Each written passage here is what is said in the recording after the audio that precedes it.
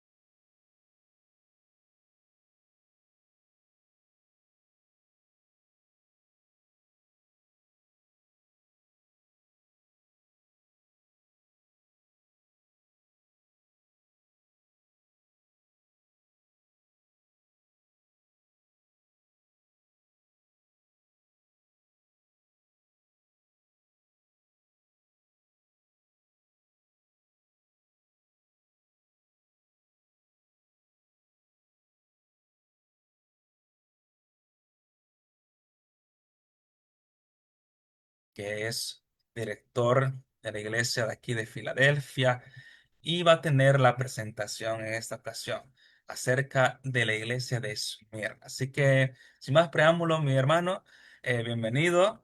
Que Dios te bendiga, el tiempo es tuyo. Te escuchamos, mi hermano. Buenas noches, hermanos. ¿Me oyen por allí? Ok.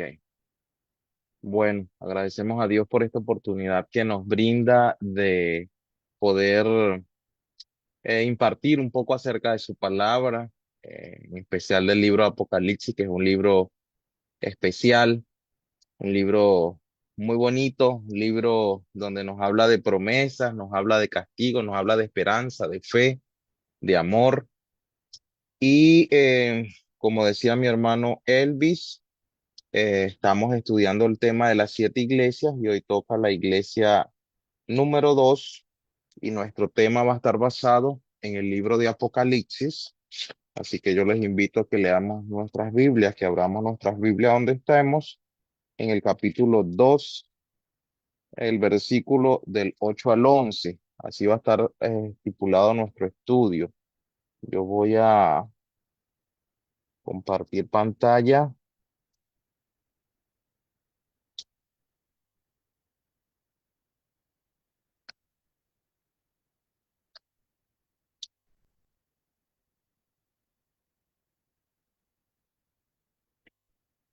Si se logra ver allí,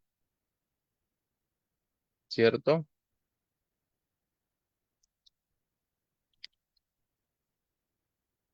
Gracias, hermano. Bien, entonces vamos a hablar un poco acerca de la iglesia de Esmirna. La iglesia de Esmirna, recordemos que lo que comentaba a nuestro hermano Elvis en la introducción de la semana pasada, el tema de las siete iglesias, no solamente hablaba de iglesias que eran literales, iglesias físicas, literales, sino también tiempos donde ocurrieron ciertas cosas, ciertos periodos, en este periodo de la iglesia ocurrieron ciertas cositas y hoy vamos a estudiar qué pasó. Por eso en el libro de Apocalipsis ahorita vamos a darle lectura y luego vamos a ampliar un poco más acerca de esta. Dice, y escribe el ángel de la iglesia de Esmirna, el primero y el postrero, el que estuvo muerto y vivió. Dice esto, yo conozco tus obras y tu tribulación y tu pobreza, pero tú eres rico y la blasfemia de los que se dicen ser judíos y no lo son, sino sinagoga de Satanás. No temas en nada lo que vas a padecer. He aquí el diablo echará a algunos de vosotros en la cárcel para que seáis probados y tendréis tribulación por 10 días. Sé fiel hasta la muerte y yo te daré la corona de la vida. El que tiene oído, oiga lo que el Espíritu dice a las iglesias. El que venciere no sufrirá daño de la segunda muerte. Esto es lo que nos hablas, pero antes de que nosotros podamos profundizar un poco cada uno de estos versículos, vamos a ver algo en el contexto histórico acerca de lo que es Esmirna, cuál era el significado de su nombre. Fíjense que hay dos líneas de pensamiento, una que se ha tenido desde hace mucho tiempo del significado o la etimología de la palabra Esmirna, que eh, proviene en este caso de la antigua palabra mirra, perdón, si se ve, creo que sí se está viendo, ¿verdad, hermano? Ok. De la antigua palabra griega mirra, recordemos que la mirra era un producto que se extraía de un árbol. Este árbol era espinoso, era un árbol de 8 a 9 pies de altura aproximadamente. Estos árboles no se producen acá en América o aquí en la parte occidental del mundo, sino esto se produce más que todo allá en el Medio Oriente, algunos de los países árabes. De hecho, la iglesia o el territorio donde se encontraba la ciudad de la iglesia de Esmirna está en lo que actualmente es Turquía, en la Turquía actualmente. Y allá se da ese árbol acerca de ese árbol de la mirra, que está internamente, ¿no? Ahora, algo importante, ¿no? En relación a la mirra. La mirra, cuando es probada, cuando la probamos al paladar, es algo muy amargo, algo desagradable inclusive, pero no se utilizaba para comer. En este caso, esto emitía o salía un olor muy grato de la mirra, que esta era utilizada más que todo para embalsamar los muertos. El Imperio Romano lo utilizaba para embalsamar los muertos. Y también podemos hablar de que cuando se aplastaba, o sea, solamente con olerla ya tenía un olor grato, una fragancia grata, pero cuando se aplastaba, se machacaba, se machucaba, entonces esta emitía una fragancia un poco más fuerte. Esta ciudad exportaba mucho mirra o exportaba mucha mirra. Ahora, se dice que la palabra Esmirna viene de la mirra que se producía en esa ciudad o que se exportaba. Ahora también hay un grupo de eruditos, esta línea de pensamientos, si es más nueva, que es un grupo de eruditos que consideran que el nombre de la palabra Esmirna viene de una diosa que se llamaba Samorna. Samorna era una diosa de Anatolia que estaba en esa área, que era como una provincia, una parte importante y grande eh, en lo que era Asia en ese momento, ¿verdad? Que abarcaba también Esmirna, en este caso, esta ciudad. Y por eso, pues como era una diosa muy aceptada, había muchos devotos a esta diosa, entonces ahí tenemos también el por qué esta diosa era, el por qué algunos eruditos consideran que esto pues proviene también el nombre de Esmirna viene de eso. Nosotros podemos seguir hablando un poco más acerca de la ciudad de Esmirna y nos habla de Esmirna, que es una ciudad comercial o fue una ciudad comercial muy grande. Esto me hizo recordar algunas situaciones. No sé si han visto algunos países en el cual tienen una capital, pero no es la capital económica. Por lo menos aquí en los Estados Unidos, la capital del país es Washington, D.C. Y Washington, D.C., a pesar de que de allí salen las órdenes más importantes que mueven el país, no podríamos decir que es la capital económica, porque hay ciudades donde generan mucho más dinero y donde el comercio es mucho más amplio. Por lo menos tenemos la ciudad de Nueva York, la ciudad de Los Ángeles, tenemos otras ciudades importantes. Filadelfia es una de las 10 ciudades más importantes de los Estados Unidos. También tenemos algunas ciudades en el estado de la Florida, tenemos Atlanta, entre otros, donde son ciudades bastante grandes y donde la economía es se mueve mucho el tema monetario, el tema económico que mueve el país. Esmirna era algo bastante similar, ¿sí? Entonces, eso hacía que fuera bastante atractiva para muchas personas. Pero había una característica eh, bastante pronunciada en la iglesia, que a pesar de que era un sitio donde había mucha riqueza, un sitio bastante rico, Esmirna era considerada una iglesia pobre económicamente hablando. Los beneficios económicos que tenía en este caso Esmirna era bastante limitado. También podemos decir que Esmirna estaba a unos 60 kilómetros, o los que más que todos ven en millas, a unas 38 millas al norte de la ciudad de Éfeso. Recordemos que Éfeso también pues era una ciudad y Esmirna estaba en la parte superior al norte de esta ciudad. Ahora, habían ciertas cosas que en Esmirna pasaban y que era bastante interesante. Estamos analizando el contexto histórico. Los ciudadanos romanos que vivían en esa época, en ese sitio, ellos debían una vez al año eh, hacer como una especie de ritual. En este caso sería quemar incienso en honor a la divinidad del emperador. Interesante. Ellos debían una vez al año quemar incienso en honor a la divinidad del emperador. Aquí vemos que a pesar de que era una ciudad um, económicamente fuerte, de nada les servía, porque ellos consideraban al emperador prácticamente como un dios, como alguien que lo podía todo, un líder físico, un líder humano que realmente no era nada que ver con divino. Pero esta solicitud no solo se hacía por devoción, sino también era exigencia. Es decir, los ciudadanos romanos sí o sí debían hacer este ritual una vez al año. Y cuando ellos hacían este ritual, se les daba un certificado de que ellos habían realizado esta actividad y que habían cumplido de alguna manera con esta solicitud o con esta exigencia que debía realizarse una vez al año. Es como el tema, por lo menos, de los impuestos, más o menos podríamos decirlo, que sí o sí se tiene que realizar para las personas que viven en las diferentes partes. Aquí en los Estados Unidos, pues se tiene que sí o sí pagar impuestos. Hay personas que no lo pagan, pues obviamente están infringiendo la ley.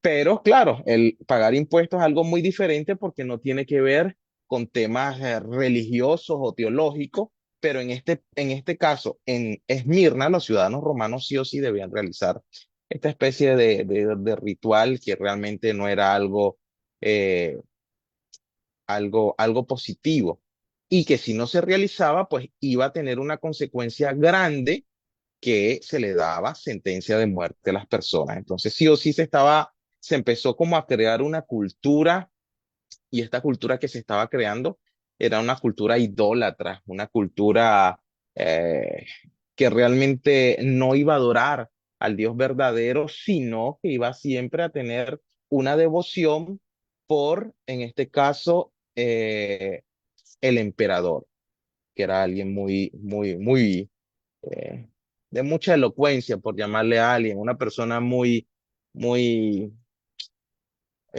importante para el imperio.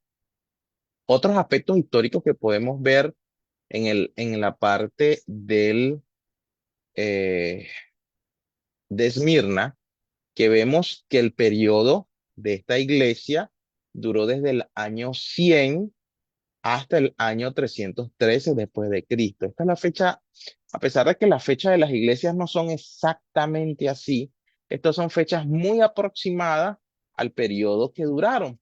Ahora, se dice que esta época o este tiempo, que fue más de un siglo, fueron que 2 siglos y un poco más de 2 siglos, se le llamó la época de los mártires. Recordemos que los mártires son que han fallecido, que han dado su vida en este caso, por Jesús, por Cristo, por Dios, por lo que ellos realmente han creído con una fe bastante grande. Ahora, en este periodo, esta iglesia pues dura todo este tiempo o da inicio, mejor dicho, cuando el último de los apóstoles muere. En este caso, hay varias líneas de pensamientos en relación a quién fue el último apóstol que murió. Hasta donde nosotros podemos investigar, saber en la historia, el último de ellos fue el apóstol Juan, que murió por causas naturales a partir del año, algunos dicen el año 95 al año 97, y otros dicen que fue el año 100 cuando el apóstol Pablo murió. Recordemos que él fue el único discípulo, el único apóstol que murió de causas naturales, y esto él lo realizó en la isla de Patmos después de que vio la visión que el Señor le regaló acerca del Apocalipsis. Es algo espectacular lo que pasó con Juan. Bueno, ahora al terminar o al fallecer el último apóstol, empieza el periodo de la iglesia de Esmirna y hasta el año 313 aproximadamente, donde realmente se realizó el edicto de Milán por Constantino. Si nosotros recordamos un poco acerca del edicto de Milán, eh, hay mucha información al respecto.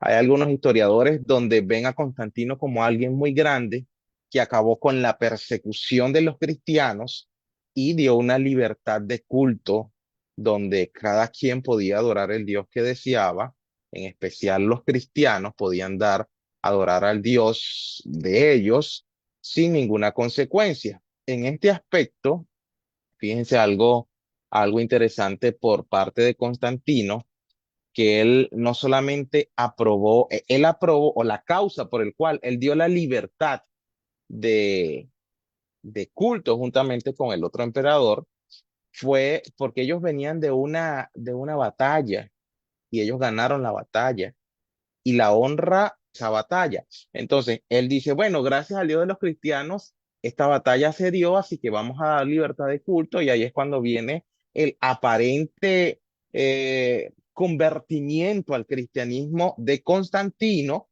que eso para aquel tiempo y para las personas que consideran que han estudiado la Biblia o han estudiado la historia de una manera diferente a lo que dice la palabra del Señor, y ellos dicen, bueno, pues es algo que un gobernante es bueno que se adquiera a la palabra del Señor. El problema es que Constantino, con ese aparente cambio hacia los cristianos positivo, pues vino a traer una serie de cosas que hasta el día de hoy y hasta el final de los tiempos, pues pesará. Pero no estamos hablando de eso, sino estamos hablando de que el periodo de la iglesia llegó hasta el año 313, cuando Constantino se reúne en Milán con el otro emperador, no recuerdo el nombre del otro emperador, pero sí para hacer este edicto, este documento para dar libertad de culto.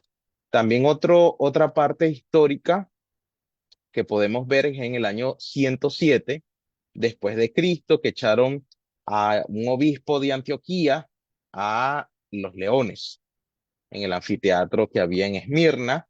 Allí está escrito algunas palabras que él hizo mención, que me adoran las bestias salvajes, por lo cual o por medio de los cuales podré alcanzar la presencia de Dios. Y sigue dando estas palabras antes de ser asesinado de una manera brutal, como estaban acostumbrados el Imperio Romano a darle muerte a las personas. No solamente era una manera rápida, sino de una manera que sufrieran tanto mental como físicamente. También el obispo de Esmirna en el año 69 después de Cristo, que fue Policarpo, que este obispo fue quemado en el año 156 después de Cristo. Nació en el año 69, aproximadamente en esos años murió el apóstol Pablo, pero este obispo nace en ese año y en el año 156, pues realmente se le da muerte. Continuando aquí, vamos a ver o vamos a estudiar un poquito acerca de los versículos porque la hora se nos pasa en el libro de Apocalipsis, el versículo 2 y 8. Y vamos a ir desglosando, recordemos que es del 8 al 11, vamos a ir desglosando el primer versículo que dice, y escribe el ángel de la iglesia en Esmirna, el primero y el postrero, el que estuvo muerto y vivió. Y en esta primera parte donde habla de el primero y el postrero, no está haciendo referencia a la eternidad de Cristo. Cristo, siempre en la Biblia, en muchas de las historias que tienen que ver con la profecía, tanto lo pasado como en el futuro, siempre Cristo va a estar presente de alguna manera. Y aquí no es la excepción. El primero y el postrero se está refiriendo a Cristo. Inclusive allí están detallados algunos versículos, el cual habla precisamente de que Cristo es el primero y el postrero. Por lo menos Apocalipsis 1:11 dice, yo soy el alfa y el omega, el primero y el último. También tenemos el 1:17 que en la última parte de este versículo dice, yo soy el primero y el último, y Apocalipsis 22 también habla de que yo soy el alfa, el omega, el principio y el fin, el primero y el postrero. Entonces, en esta primera parte del versículo 8 nos está refiriendo a la eternidad de Jesús. Ahora, sigue diciendo el versículo, el que estuvo muerto y vivió. Dice esto. ¿Quién está diciendo esto? En este caso Jesús. ¿Quién fue el que estuvo muerto y vivió? En este caso Jesús. Hubieron otras resurrecciones, obviamente de personas. Tenemos el caso de Lázaro, pero aquí estas palabras, siguiendo el mismo contexto del versículo, no dice el primero y el último, sabemos que Lázaro o las demás personas que pudieron haber resucitado durante la historia no son ni el primero ni son el postrero, sino que sí se está refiriendo 100% a Jesús. Dice, el que estuvo muerto y vivió. Ahora, vean algo interesante. No solamente esto da la descripción de lo que es Cristo, sino también da una esperanza a esta iglesia que fue mártir prácticamente. ¿Por qué fue mártir? Porque en el periodo de esta iglesia había una gran persecución, como dije, contra los cristianos, donde no solamente se apresaban, sino que se torturaban y se les daba muerte de una forma trágica y terrible.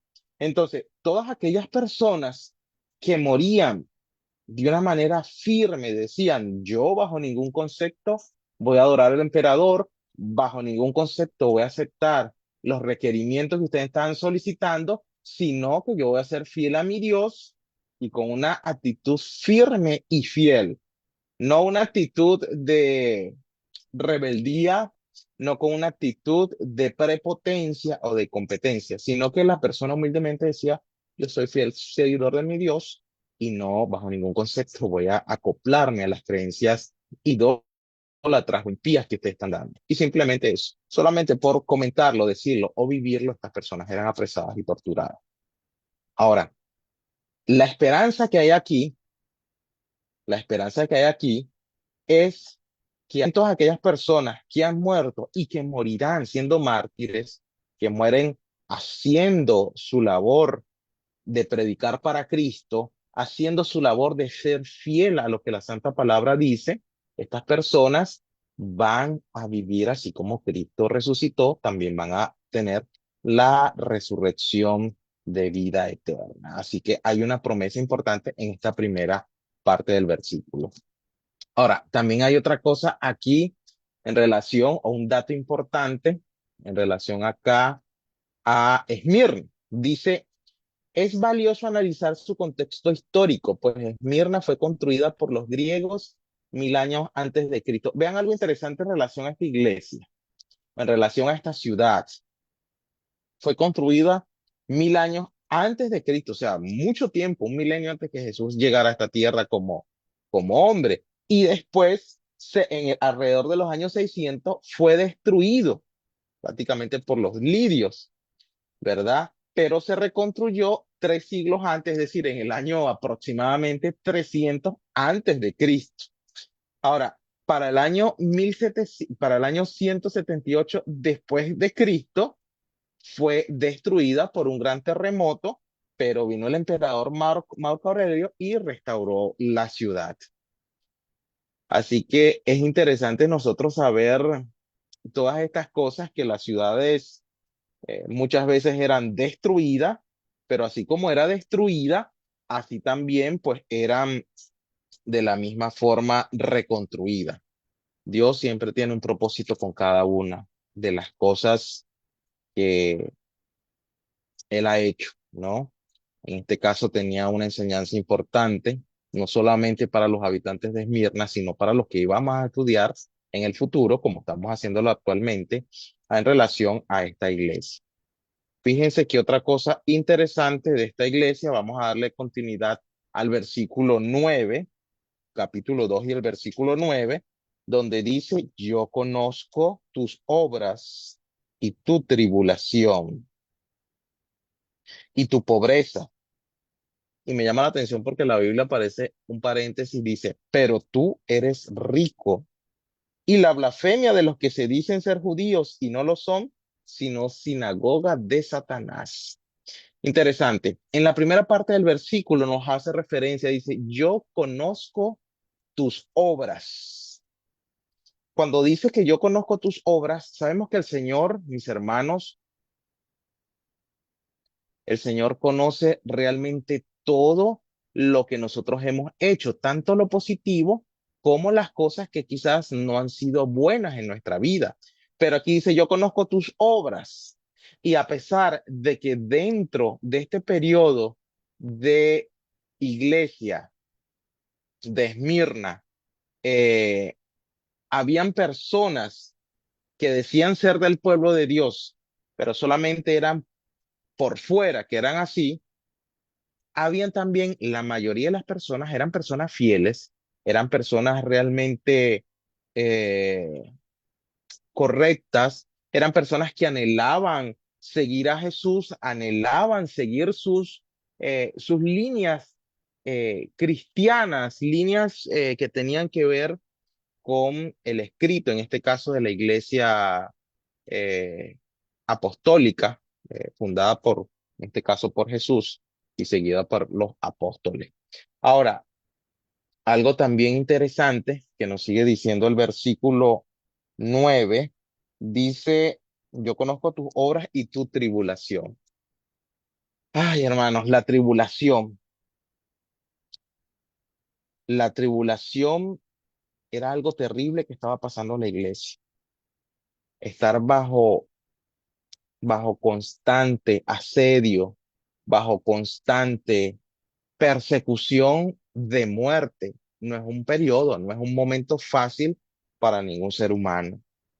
Pero fíjense que históricamente y bíblicamente, personas que han ocasionado persecuciones sobre otro grupo de personas, normalmente el perseguidor no ha sido algo positivo y los perseguidos han sido realmente, normalmente ha sido inocente. No voy a generalizar porque hay ciertos casos donde no ha sido así, pero normalmente los perseguidores han sido tiranos, han sido personas que eh, no son buenas y que no están haciendo las cosas del Señor. Y esto es lo que pasaba. De hecho, fíjense que algo interesante que cuando nosotros estudiamos la persecución de la iglesia de Esmirna, la mayoría de durante los primeros años del periodo del año 100 estuvo el emperador Adriano, el emperador Trajano, el emperador Marco Aurelio. Estos de alguna manera hicieron una persecución de una forma local, de una forma un poco difícil, pero no tan complicada como la última parte de la persecución antes de que Constantino fuera emperador, que en este caso fue Diocleciano, donde fue una gran cantidad, o fueron miles y miles de muertos. Fue una parte dentro del periodo de la iglesia de Esmirna donde hubo mucha muerte, donde hubieron muchos mártires que por creer o pensar diferente, pues eran asesinados y torturados. Así que Dios conocía la tribulación de este periodo de la iglesia. Y fíjense que todas estas cosas no solamente es importante estudiarlas por el contexto histórico, sino también por el contexto futuro. ¿Por qué? Porque la iglesia del Señor también en estos últimos tiempos, en su momento va a ser perseguida, en su momento llegará un decreto a muerte, que por ser fiel a lo que dice la palabra del Señor, al cumplimiento del sábado y todo lo que hay en las Sagradas Escrituras, si no lo creemos, no lo profesamos y no lo vivimos así, pues tristemente vamos a ser hallados faltos y quizás vamos a ser parte de ese grupo que va a perseguir. Pero Dios nos ayude y nos dé la fuerza que si nos toca vivir en momentos de persecución y angustia, nosotros también podamos ser ese grupo fieles que se mantuvieron hasta el fin. Ahora, esta parte del versículo 9 nos habla, dice, y tu pobreza, o sea que Dios conocía su pobreza, una pobreza extrema, obviamente la que estaba pasando la iglesia, porque a pesar de que estaba en una gran ciudad, en un movimiento eh, económico muy grande, estamos hablando de que también no solo era un movimiento económico grande, sino que la iglesia era una iglesia muy pobre, es decir, tenía muy pocos bienes materiales. No era una iglesia con posibilidades económicas, sino de hecho estaba hablando de una pobreza extrema.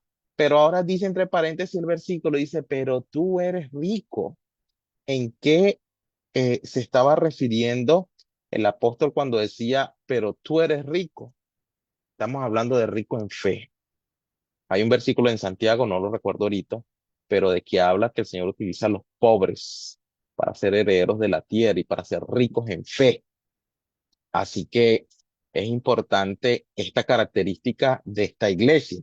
Mientras a la iglesia de Éfeso se le dice, has perdido tu primer amor, a esta iglesia se le decía que era una iglesia que era rica, en este caso rica en fe. Ahora, vean algo aquí. Según el apóstol Pablo, un cristiano que ha aceptado a Cristo como su Salvador es un judío en verdad. Cuando nosotros vemos el versículo 9 del capítulo 2, nos habla en la la última parte y la blasfemia de los que dicen ser judíos y no lo son, sino sinagoga de Satanás. Así como habían personas fieles dentro de esta iglesia, habían también personas que aparentemente eran buenas, que eran judías, que eran personas que estaban cumpliendo, pero al fin y al cabo eran personas que no estaban haciendo lo correcto delante del Señor, que solamente eran por fuera. Pero miren lo que dice el apóstol Pablo en el libro de Romanos, pues no es judío lo que es exteriormente, ni es la circuncisión lo que hace exteriormente la carne. Y ahí sigue diciendo el texto. No era judío, o lo que Dios estaba viendo no era que yo era un judío porque nací allí, porque tengo sangre judía, o porque era circuncidado, o porque vestía de alguna forma en específica en aquel momento, sino que Dios estaba viendo el corazón.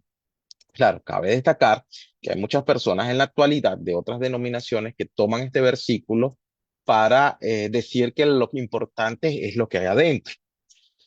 Miren, hermanos, lo que hay adentro es lo principal, pero afuera se va a reflejar lo que hay adentro. ¿Sí? Si yo soy una persona espiritual, una persona que está conectada con Dios, mi corazón va a estar muy bien. Mi mente va a estar muy bien, pero mis actitudes, mi vocabulario, mi forma de pensar, mi forma de actuar va a realmente demostrar que Cristo está en nuestro corazón. Recordemos que en la Biblia no nos dice en ningún momento que Cristo viene por corazones o por mente. Dice que Cristo viene por personas, personas ya con un cuerpo, ¿no? No solamente viene por corazones. Entonces lo exterior también es importante, pero lo exterior va a reflejar lo que tenemos internamente. ¿Sí? Ahora, en este caso, está refiriéndose que había muchas personas que eran judías, aparentemente, o por esa línea de pensamiento, pero no seguían. De hecho, en una ocasión, los judíos le preguntaron, no, le dijeron al Señor, estaban en constante persecución hacia Jesús porque querían darle muerte. Y en este caso les preguntan los fariseos, ¿verdad? Y le dicen que ellos son hijos de Abraham, y el Señor le dice, no, ustedes no son hijos de Abraham, o si no hicieran lo que dice Abraham. Y ahora, después dicen, no, pero es que nosotros somos hijos de Dios. No, porque si fueran hijos de Dios, estoy resumiendo, ¿no? Esta parte. Y después el Señor Jesús le dice, ustedes son hijos de su padre el diablo. ¿Por qué? Porque ustedes lo que están es buscando que matarme. Y el diablo es homicida desde el inicio. Entonces vean, eh, esto tan interesante que también de alguna manera nos ayuda a pensar a nosotros y nos ayuda a analizarnos. ¿Será que nuestras obras, pensamientos, palabras, obras, todo lo que tenga que ver con nosotros, estamos reflejando de que seguimos a Jesús y estamos en este mensaje porque así Dios ha tocado nuestro corazón? ¿O siempre lo estamos haciendo, simplemente lo estamos haciendo por un formalismo, por algo que, porque me obligan, por miedo u otra cosa? Dios nos ayude. ¿Por qué? Porque si no, aunque no estemos por formalismo, pues tristemente, difícilmente alcanzaremos la salvación si solo estamos por formalismo. Ahora, el versículo 10, hermanos, ya estamos próximos a terminar porque el tiempo se nos está acabando y dice, no temas de nada lo que vas a padecer. Es difícil pasar esta situación, que estemos pasando por una situación complicada de muerte y que se nos diga, no, no temas de nada. La fe que tenemos que tener para nosotros aceptar esto como algo del Señor tiene que ser grande. Y aquí dice, no temas de nada. Y esta iglesia, la mayoría lo sentían. ¿Por qué? Porque no les dio miedo perder su vida por Jesús. No temas de nada lo que vas a padecer. He aquí el diablo echará a algunos de vosotros a la cárcel para que seáis probados y tendréis tribulación por 10 días. Sé fiel hasta la muerte y yo te daré la corona de la vida. Qué bonito y qué interesante. Aquí nos aparece algo donde dice que el diablo echará a algunos de nosotros a la cárcel. Esto no solamente es para Esmirna, esto también va a ser en los últimos tiempos para los fieles algunos, no todos, obviamente, y dice, para que seáis probado y tendréis tribulación por 10 días. Esto me hizo recordar cuando lo estudiaba un poco, hace como un año, año y medio, estuvimos estudiando en Georgia, Norman Park, la matemática, la matemática bíblica. Y hay varios números relevantes e interesantes dentro de la Biblia donde se relacionan. Hablábamos del 2, del 7, del 4 y el 10 también era uno de ellos. Aquí más o menos vemos que este número bíblico está simbolizado cuando se habla acerca de una prueba o de un juicio. Tenemos el caso de los 10 mandamientos, que ahí nosotros vamos a ser probados y juzgados por los 10 mandamientos.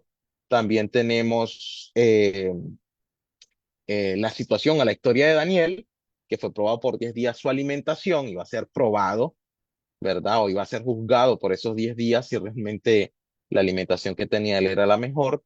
También tenemos el Yom Kippur, que era el día 10 del séptimo mes, donde era el día de expiación. Ya conocemos un poco acerca de esto, ¿verdad? También tenemos las 10 plagas de Egipto, tenemos un poco de la historia de Nabal, tenemos también las 10 generaciones que hubo desde Adán hasta Noé cuando hubo el diluvio y las 10 generaciones que hubo desde Noé hasta la prueba o hasta Abraham, en este caso cuando se realizó la prueba con Isaac.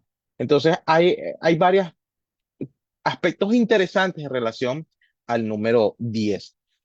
Ahora, en la parte de arriba nos dice los 10 días de tribulación, refiriéndose a los 10 últimos años, cuando nosotros vamos al término profético, un día equivale a un año. Y los últimos 10 años de este periodo, es decir, del año 303 al 313, fue donde hubo más mortandad, ¿sí?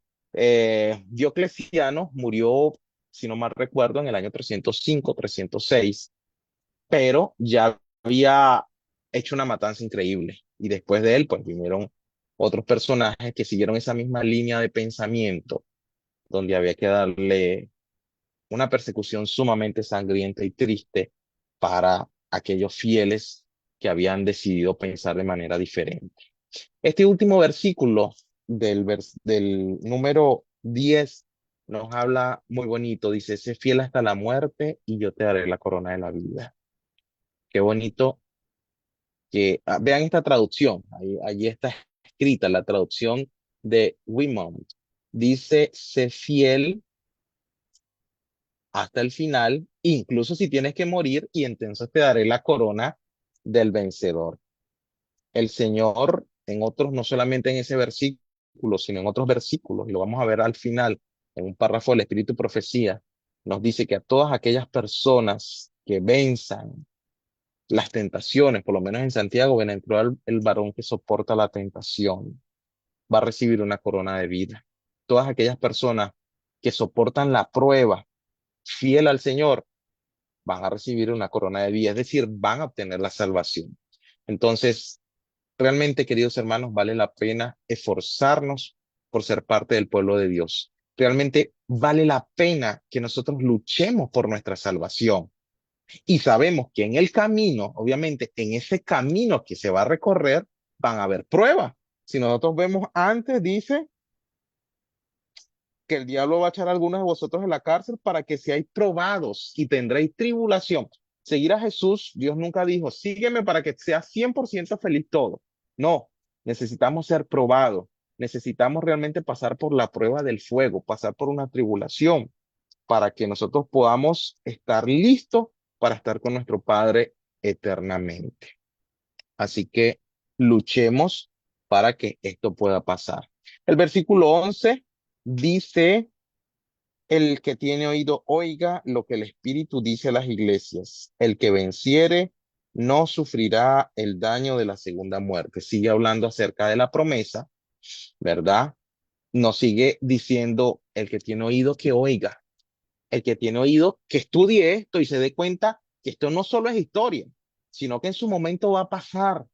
Cuando ya se aplique la ley dominical, cuando venga la persecución, nosotros tendremos que estar firmes, De hecho, ya debemos nosotros estar preparados y ante cualquier persecución, cualquier prueba que el Señor nos esté mandando, no lo veamos como una maldición, no lo veamos como que el Señor se olvidó de nosotros o no lo veamos que el Señor es malo que nos manda eso, porque Dios no nos manda eso, pero sí permite porque Él desea probarnos. Y en la prueba, cuando nosotros nos agarramos de la mano de nuestro Salvador, siempre vamos a salir victoriosos.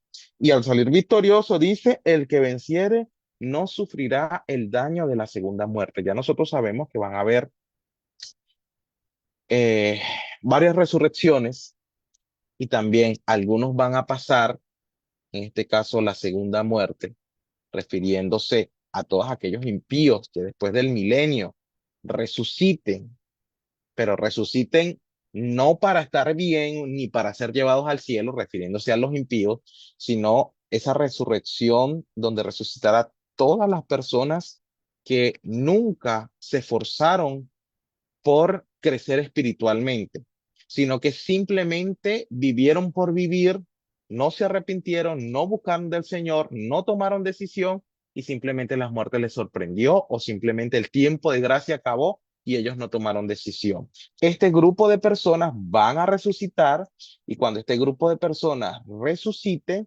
entonces será para perdición, ¿sí? Y será esta segunda muerte, ¿por qué? Porque ellos van a recibir el castigo por el cual o van a recibir lo que ellos cosecharon. Todos en esta vida cosechamos lo que sembramos y espiritualmente también es así, que será cuando sea el fuego y va a haber muerte. Y cuando nosotros estudiamos el tema de la segunda muerte, que es algo 100% bíblico también, automáticamente la teoría del infierno cae, ¿no?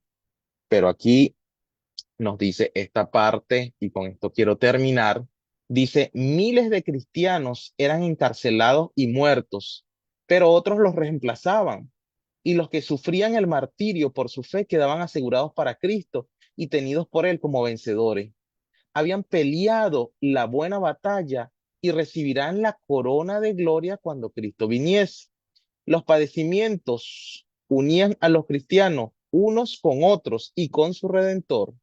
El ejemplo que daba en vida y su testimonio al morir era una constante atestación de la verdad y donde menos se esperaba, los súbditos de Satanás abandonaban su servicio y se alistaban bajo el estandarte de Cristo. Qué bonito. Hermanos, con nuestro ejemplo, con nuestras palabras, las personas pueden llegar a los pies de Jesús. No porque seamos fuertes, no porque seamos un ejemplo a seguir, no porque consideremos que tenemos un conocimiento o porque consideremos que somos personas sin pecado, sino que cuando Cristo mora en mi corazón, nosotros vamos a reflejar ese carácter de mi Salvador y las personas van a llegar a separarse del camino de perdición que tienen con Satanás y vayan a llegar también a los pies de Jesús. Así como pasó en ese tiempo, también hay muchas personas que llegarán en los últimos tiempos. Por eso dice, el que mire, pues, esté firme, el que esté firme, mire, pues, no caiga. Así es interesante, importante, de que nosotros día a día nos luchemos, hermanos, para que nuestra corona no sea arrebatada, sino que juntamente con nuestro Salvador podamos alcanzar en un futuro no muy lejano esa corona que Él tiene preparado para nosotros, esa bienvenida al cielo y vivir eternamente con Él. Así que, queridos hermanos, hemos estudiado un poco acerca de la iglesia de Esmirna, muy interesante las promesas que aquí vemos. Así que el Señor nos pueda bendecir, nos pueda ayudar. Es mi deseo en el nombre del Señor Jesús. Amén.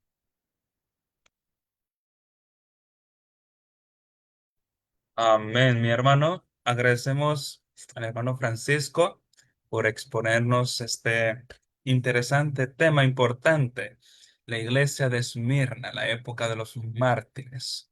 El Señor nos ayude también a tener está dispuesto a hacer todo y más que todo por nuestro Señor Jesús, como lo hicieron nuestros antecesores en esa época. El Señor nos ayuda a ser fiel.